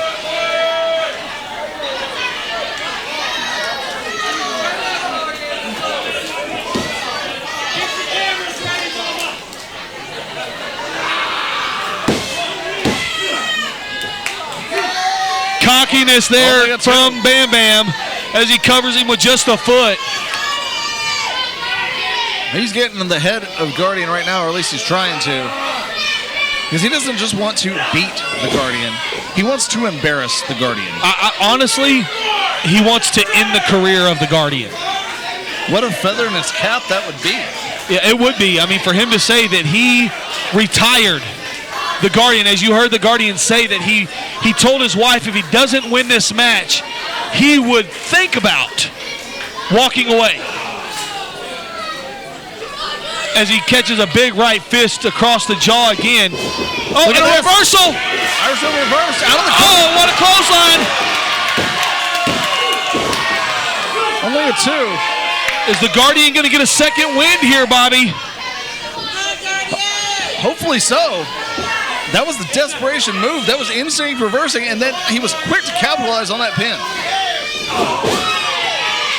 Big fist to the midsection. Another big fist to the midsection, followed by another and another. He's hitting him so hard. Bam Bam's coming up off of his feet, Bobby. There is a lot of power behind those punches. Oh, look at this. Telegraphed it. Famouser. That may be it. Is that going to be enough? Bam Bam hits the Famouser on the Guardian. He's taking too long. Now he's tuning up the band. Is he looking for a curb stomp? He might. Goes for a Famouser. No, goes for another Famouser.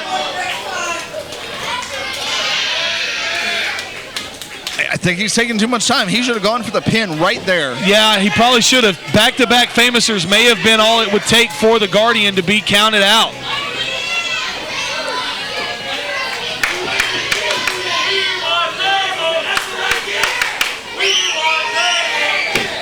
A third Famouser, Bobby.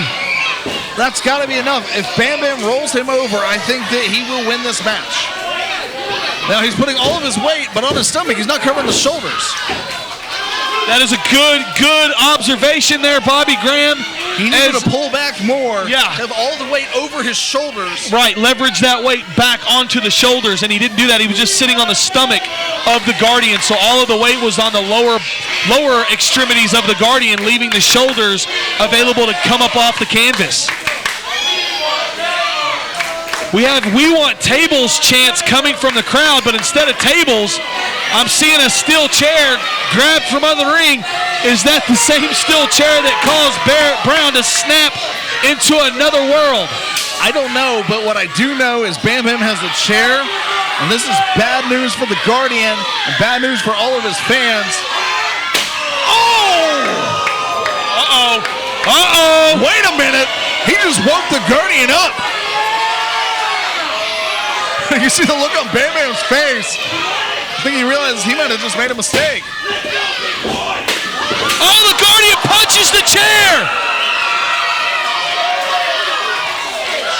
Bam Bam doesn't know what to do. He's beside himself, Bobby. He's just awakened the beast. They say don't wake a sleeping giant. He may have just woke a sleeping giant. As he was going for that world's strongest slam super kick. Is that going to be enough? 1, 2. No, only a 2 count. He got his hand in the rope. It was like 2 3/4, Bobby. The Guardian, aware of where he was at in the ring, reaches up and grabs the bottom rope, Bobby. Great ring awareness by the challenger. I think that Bam Bam, and I understand this, I think that Bam Bam forgot that you could get a rope break even though there's no disqualification. It's one of those strange deals. He just super kicked the referee! It is not a good night to be a referee in EPW. Oh, he just He's calling for another ref. I don't think we have another ref in the building. Aaron Scott was taken out by a brain buster. Oh my gosh! Haas is back! It's Haas Blocker! Former senior referee Haas Blocker here in the Lordatorium in a referee shirt. Bam Bam says he's not supposed to be here.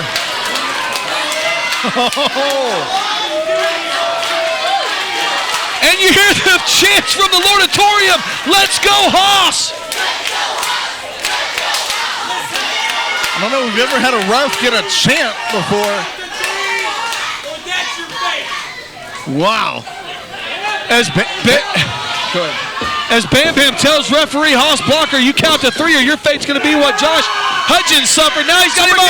World's Strongest Slam. That's got to be it. 2, 3. We have a new EPW World Champion. And this building has just erupted, Bobby Graham. This has been a year in the making.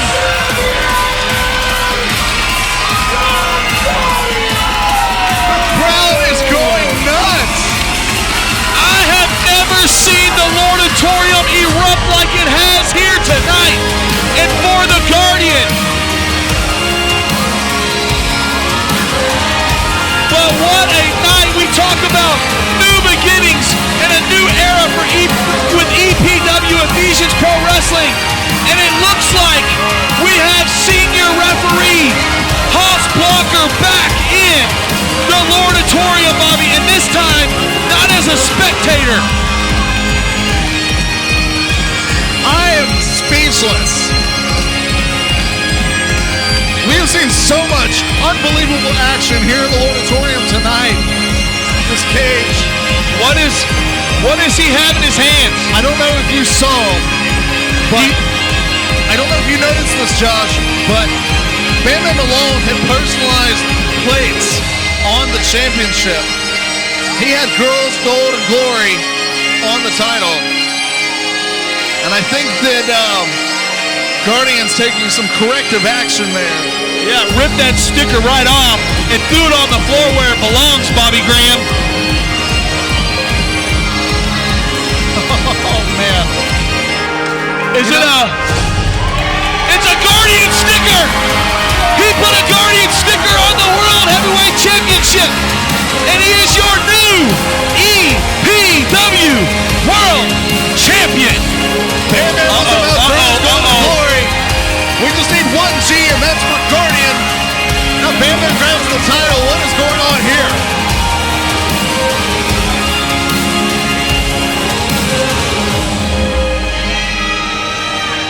Bam Bam rips the belt away, but then he just shoves it right back into the chest. In Bam Bam's own way, that was his way of acknowledging the Guardian.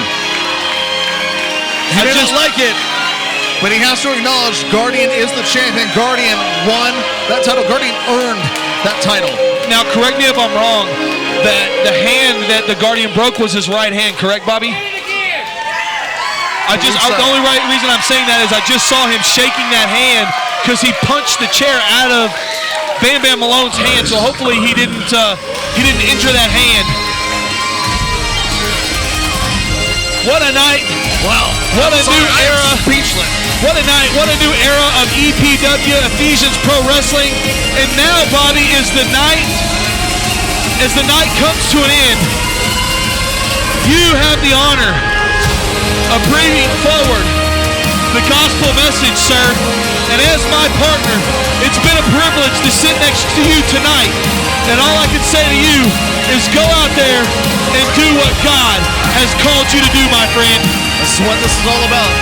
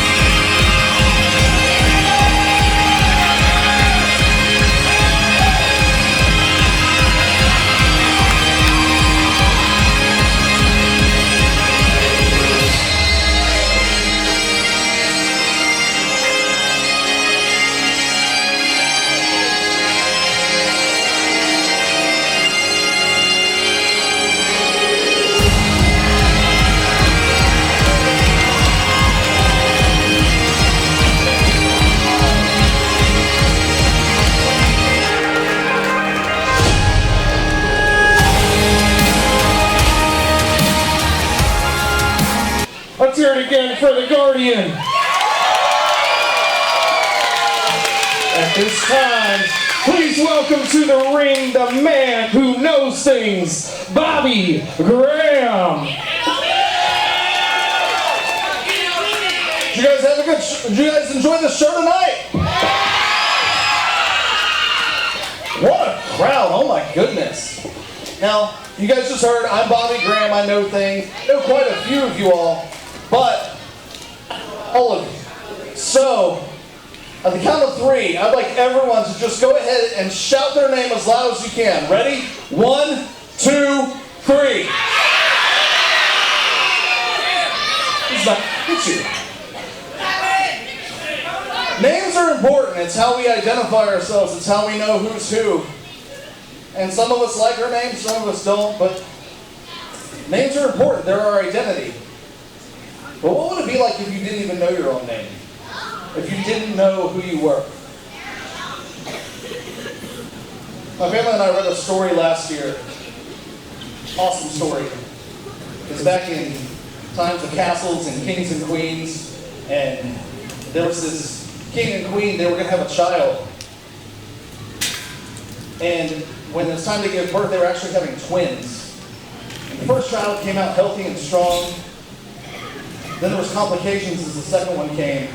The king was caring for the first child. There was a servant there with the queen, and she passed out giving birth. And when she woke up, the servant informed the king and the queen that the child didn't make it. They said, and he advised, it's best if the kingdom doesn't know about this child. Let them celebrate the joy of the one and not have to mourn the other. But the servant had lied to the king and queen. You see, the servant actually hated the king. He was jealous of what the king had. And he had taken this child, and the child was sick and frail, but he took the child to the enemy king and raised him there. And the kingdom moved on. No one knew about this child, but this evil servant would go to the other kingdom, and he would tell the child, your family didn't want you. Your family didn't love you. They saw that you were weak. They saw that you were helpless. They saw that you were not the kind of son they wanted. They didn't even give you a name. And this child heard this lie over and over and over again. And as you can imagine, it would break his heart. But over time, that hurt turned to anger.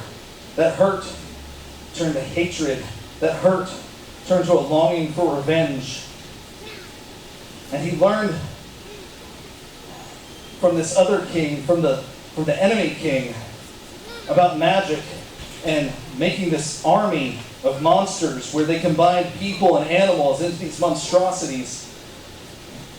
And this nameless child, who became a nameless man, learned of this power, and he realized that anger felt a lot stronger than pain. And he started to join this enemy king in creating this monster army, and he realized that if he could get the people to embrace the lion, want to become something different, it worked a lot better. And so he would convince their captors that they actually wanted to be something different, that he could turn them into something powerful, something strong, where they never had to feel weak again. It would cost them their soul. They wouldn't have joy anymore, but they certainly wouldn't feel the pain. And he built this army on a lie. And he had this army ready because he wanted to destroy the kingdom that rejected him. He wanted to destroy the king, the family that had rejected him. The thing was, it was all based on a lie. Because this nameless one didn't know his identity. He didn't know who he was. And he finds out at the end of the story that his parents did love him. His parents wanted him. And they did have a name for him. But he believed the lie of the enemy for so long, and he embraced that. How different would his life have been if he had known who he was? How different would his life be if he had known who his father was, who his mother was, that he was loved? How often do we believe the lie? That our Father, our Heavenly Father, doesn't love us? How often do we believe the lie? That we're weak, that we're not enough, and that we don't have a purpose, that we don't have a name? How often do we forget our identity? I know I spent a long time there not realizing who I was. Because I believed lies from the enemy. I believed that God, I even believed God could love other people that couldn't love me. You might be thinking the same thing. You might think there's something wrong with me, that there's something that makes me inadequate, something that makes me not enough, something that makes me unlovable. And I'm here to tell you today that's not the truth. You have a Heavenly Father that loves you. You have a Heavenly Father that accepts you as you are, that He created you, He designed you. And it doesn't matter what the world says, it doesn't matter what the enemy says about you. It doesn't matter what anybody but God says about you, because He has an identity for you. He has made you with a plan and a purpose. And He promises to give us a new name. It doesn't matter what this world has called us.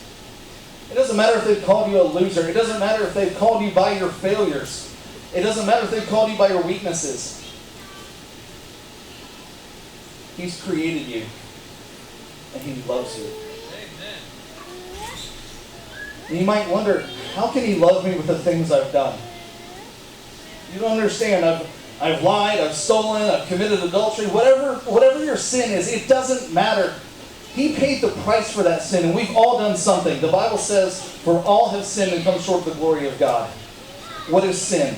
It's anything short of God's perfect standard. We've all done it.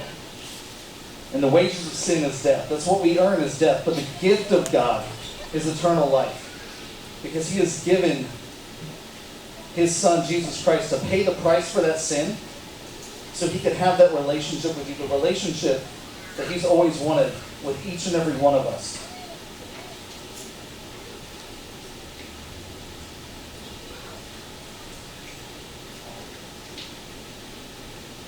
If you're here tonight,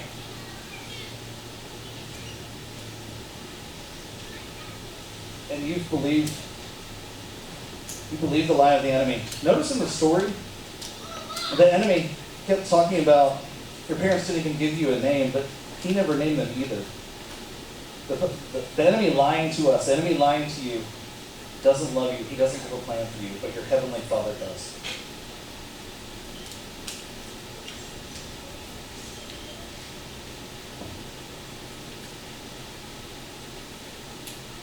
It's time to embrace our real identity. It's time to realize who we are in Christ, who you can be in Christ. If you see Christ as your Savior, you have a new identity. You were made new. The Bible says He makes all things new. And if you haven't received Christ, He's waiting. He's here. He wants you to come into His kingdom. He wants to give you that new life. He wants to bring peace. It's time to let go of the old, and it's time to embrace the new. We've got a new name here, and you can have a new name in eternity.